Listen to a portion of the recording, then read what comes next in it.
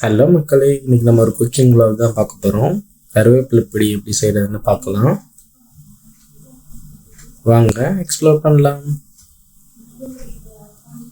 கருவேப்பிலையில் நிறைய பேர் வந்துட்டு அது வேஸ்ட்டுன்னு தூக்கி போட்டுருவாங்க. ஆனால் அதில் அவ்வளோ பெனிஃபிட் இருக்குது. ஆன்டி ஆக்சிடென்ட் இருக்குது, கல்லீரலுக்கு நல்லது, கண்ணுக்கு நல்லது, வெயிட் லாஸ்க்கு நல்லது. இது எல்லா பெனிஃபிட்டும் நேச்சுரலாக நமக்கு கிடைக்குது. அது எப்படி நம்ம ரெகுலராக வந்துட்டு கன்சியூம் பண்ணலான்னு பார்ப்போம். ஸ்டவ் ஆன் பண்ணிட்டு நம்ம தேவையான இதை ஒரு கடாயை வச்சுட்டு வானலியில் வந்துட்டு நல்லெண்ணெய் எடுத்துக்கோங்க. நல்லெண்ணெய் எடுத்துகிட்டு கருவேப்பிலை வந்துட்டு முடிஞ்ச அளவுக்கு அதிகமாகவே எடுத்துக்கோங்க.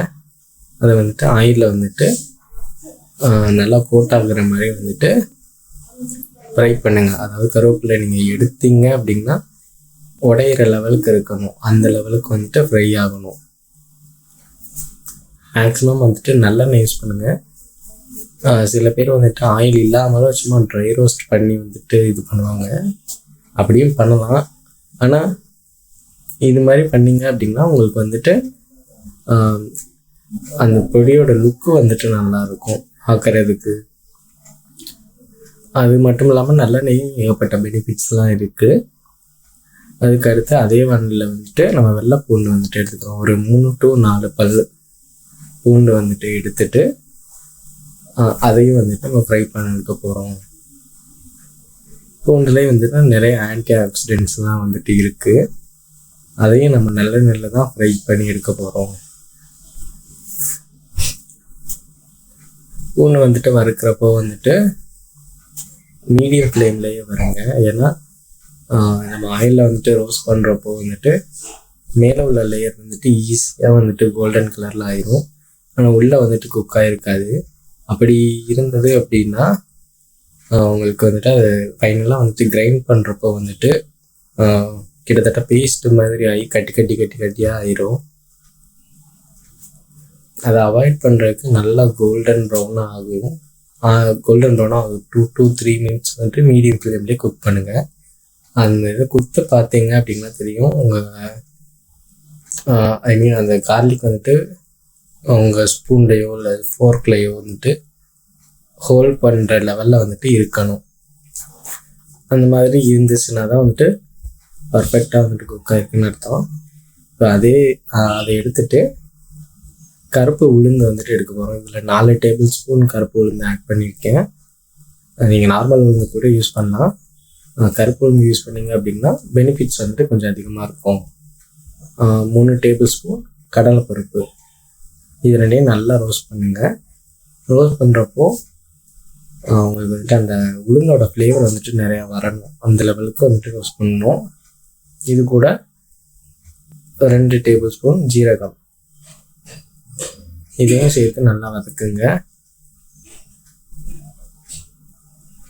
அது எண்ணெயில் நல்லா ரோஸ்ட் ஆகிட்டு இருக்கப்போ நிலக்கடலை இப்போ 2 ஸ்பூன் நீங்கள் எடுத்தீங்க அப்படின்னா இதை விட டபுள் மடங்காக வந்துட்டு அது எடுத்துட்டு சில்லி வந்துட்டு உங்கள் காரத்துக்கு ஏற்றாப்பில் ஆட் பண்ணிடுங்க. நான் கம்மியாக தான் ஆட் பண்ணியிருக்கேன். அதுக்கடுத்து புளி வந்துட்டு ஒரு பிஞ்ச் குட்டியுண்டா ஆட் பண்ணிவிட்டு இதையும் சேர்த்து நல்லா ரோஸ்ட் பண்ணுங்கள். ரோஸ்ட் பண்ணிவிட்டு பெருங்காயத்தூள் வந்துட்டு நீங்கள் தாராளமாகவே ஆட் பண்ணலாம். ஏன்னா இவ்வளோ பருப்பு வந்துட்டு சேர்க்குறதுனால அதை ஈக்குவேட் பண்ணுறதுக்கு, அது கேஸ் வந்துட்டு ஈக்குவேட் பண்ணுறதுக்கு வந்துட்டு பெருங்காயம் வந்துட்டு நல்லது. பெருங்காயத்தையும் சேர்த்ததுக்கப்புறம் வந்துட்டு நல்லா ரோஸ்ட் பண்ணி விடுங்க. ரோஸ்ட் பண்ணி ஒரு நல்ல அரோமா வந்துட்டு க்ரியேட் ஆகும். அது நீங்கள் ஸ்மெல் பண்ணி பார்க்குறப்போ வந்துட்டு தெரியும். அதுக்கப்புறம் கல்லுப்பு போடுங்க. மேக்ஸிமம் வந்துட்டு தூளுப்பை வந்துட்டு அவாய்ட் பண்ணிடுங்க. கல்லுப்பு போட்டுட்டு மீடியம் ஃப்ளேம்லேயே வந்துட்டு நல்லா வந்துட்டு ரோஸ்ட் பண்ணுங்கள். ரோஸ்ட் பண்ணிகிட்டே இருங்க. அதுக்கப்புறம் வந்துட்டு ஒரு 2 to 3 மினிட்ஸ் ரோஸ்ட் ஆனதுக்கப்புறம் ஸ்டவ் ஆஃப் பண்ணிவிட்டு அது கூல் ஆனதுக்கப்புறம் இதெல்லாம் ஆறுனதுக்கப்புறம் வந்துட்டு ஒரு மிக்சர் ஜாரில் போட்டுட்டு இது எல்லாத்தையும் ஃபஸ்ட்டு ஒரு பல்ஸ் மோடில் ஒரு ஓட்டி எடுத்துட்டு அதுக்கப்புறம் நீங்கள் அஸ் யூஷுவல் வந்துட்டு கிரைண்ட் பண்ணுற மாதிரி கிரைண்ட் பண்ணி எடுங்க. இன்கேஸ் நீங்கள் வந்துட்டு பூண்டு வந்துட்டு சரியாக வதக்கலை, இல்லை கருவேப்பிலை வந்துட்டு சரியாக வதக்கலை அப்படின்னா இந்த இடத்துல வந்துட்டு உங்களுக்கு பொடி வந்துட்டு ப்ராப்பர் கன்சிஸ்டன்சியில் வராது. கட்டி கட்டி கட்டியாக வந்துடும். இல்லை வந்துட்டு பொடி வந்துட்டு லைட்டாக ஈரமாக இருக்க மாதிரி இருக்கும். அதை அவாய்ட் பண்ணுறதுக்கு தான் நம்ம வந்துட்டு கருவேப்பிலை வந்துட்டு உடையிற லெவலுக்கு வறுக்கணும்.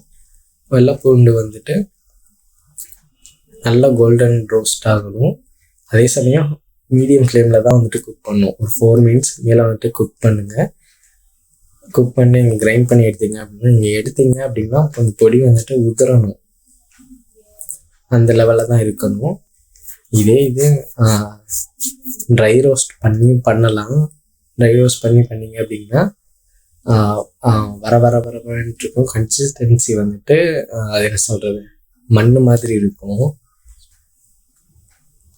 நல்லா நீங்கள் யூஸ் பண்ணிங்க அப்படின்னா அந்த கலர் வந்துட்டு என்ஹான்ஸ் பண்ணி கொடுக்கும். அதே மாதிரி நீங்கள் அரைச்சிட்டு ஒரு ஏர்டைட் கண்டெய்னரில் போட்டுட்டு ஸ்டோர் பண்ணி வச்சுக்கிட்டீங்க அப்படின்னா தேவைக்கு ஏதாப்புல யூஸ் பண்ணிக்கலாம். இந்த தோசை, சப்பாத்தி, ரைஸில் வந்துட்டு இது போட்டு சுடுசாதத்தில் ரைஸ் போட்டுட்டு இந்த பொடி போட்டுட்டு கீ ஊற்றி சாப்பிட்டீங்க அப்படின்னா நல்லாயிருக்கும். அப்புறம் நிறைய பேர் வந்துட்டு சப்ஸ்கிரைப் பண்ணாமலே பார்க்குறீங்க மக்களே. சப்ஸ்கிரைப் பண்ணிட்டு பெல் ஐக்கானை அழுத்துங்க. அப்போ தான் நான் போடுற வீடியோலாம் உங்களுக்கு வந்து சேரும். தேங்க்யூ.